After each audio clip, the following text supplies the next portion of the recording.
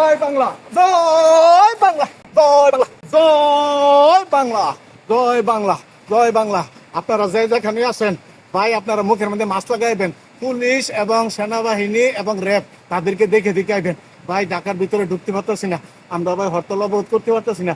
আমরা ভাই আইসে পড়ছি নদীর পার, মেঘনা নদীর পার আইসে পড়ছি ভাই। ও ভাই, ভাই আমি আইসে পড়ছি ভাই নদীর পার।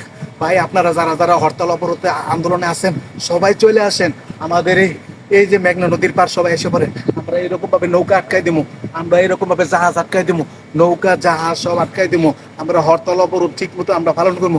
শহরের ভিতরে ঢুকতে পারতেছি না। আর যারা ঢুকতেছেন তারা মুখের মধ্যে মাস্ক লাগায় তারপরে ঢুকে। অবস্থা খুব খারাপ। পুলিশ এবং র্যাবের গাড়ি দেখে দেখে তারপরে কিন্তু ঢুকেন। আর আরে ভাই, আমি কি এটা বলতেছি, তারা দেশের বাইরে থেকে নেতারা বলছে যে আন্দোলন করার জন্য, নেতারা কিন্তু দেশে নাই।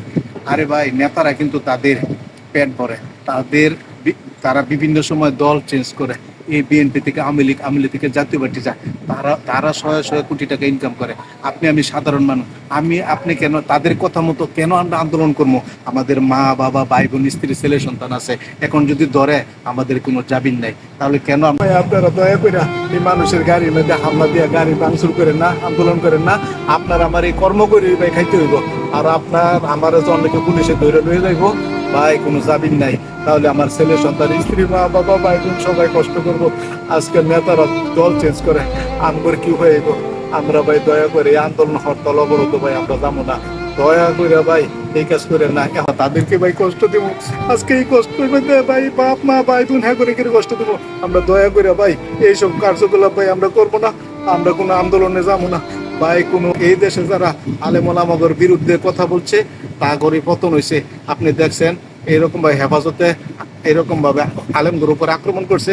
আমরা কোনো মাহফিলের মধ্যে গিয়া হাতি নেতারা বাধা দিত, ওয়াজ বন্ধ করে দিত না, ওই ওয়াজ বন্ধ করে দিছে। বন্ধ করে দেওয়ার কারণে আজকে এই অবস্থা।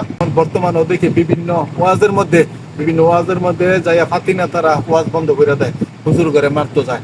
আমি বইলে দেই তাগর পতন এরকম হবে। যে কোনো দল যদি আলেম ওলামাদের বিরুদ্ধে এরকম ভাবে খারাপ আচরণ করে এবং স্টেজ থেকে ওয়াজ বন্ধ করে, হিতে বিপরীত হবে, তাদের পতন এরকম ভাবে হবে। আমি বড় বড় নেতাদেরকে বলি, এই ফাতি নেতাদেরকে আপনারা বলবেন যে কোনো ওয়াজের মধ্যে যেন বাধা সৃষ্টি না করে এবং এরকম ভাবে ওয়াজ বন্ধ না করে। যদি বন্ধ করে তাহলে এই পতন ওদের মতোই হবে। কারণ 85% মুসলমান আমাদের এই বাংলাদেশে। আলেম ওলামাদেরকে সবাই পছন্দ করে। দয়া করে আলেম ওলামাদের বিরুদ্ধে আপনারা যাবেন। আর যদি ভিডিওটা ভালো লাগে বেশি বেশি শেয়ার করবেন। দয়া সবাই মিলেমিশে একসাথে আমাদের এই দেশ করব এবং সুন্দরভাবে চলবো। আমরা এক একজন সবাই আমরা নেতা, আমার ফ্যামিলির নেতা আমি, যার যার স্থান থেকে সেই নেতা। আপনাদের সুস্বাস্থ্য কামনা করি। আপনারা ভালো থাকবেন, সুন্দর থাকবেন, এই কামনা প্রত্যাশা। যদি আমার এই কথাগুলো সত্য হয়, ভালো লাগে, তাহলে বেশি বেশি আপনারা লাইক করবেন, শেয়ার করবেন। আসসালামু আলাইকুম ওয়া রাহমাতুল্লাহি ওয়া বারাকাতুহু।